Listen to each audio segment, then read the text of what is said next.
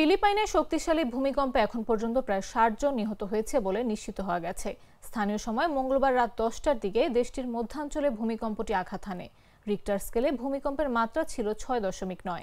বার্তা সংস্থা এএফপির এক প্রতিবেদনে জানানো হয়েছে, সেবু দ্বীপের হাসপাতালগুলিতে আহত রোগীরা ভিড় জমাচ্ছেন। সেখানে বিশৃঙ্খল পরিস্থিতি তৈরি হয়েছে।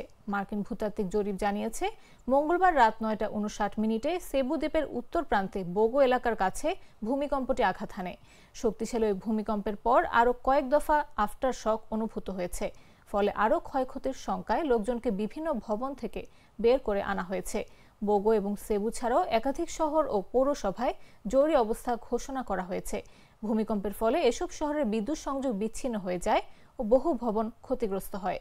ভূমিকম্পের পর সেবু প্রদেশ জুড়ে জরুরি অবস্থা ঘোষণা করেছে কর্তৃপক্ষ। এরই অংশ হিসেবে সেখানকার সব শিক্ষা প্রতিষ্ঠানে ক্লাস বন্ধ রাখা হয়েছে।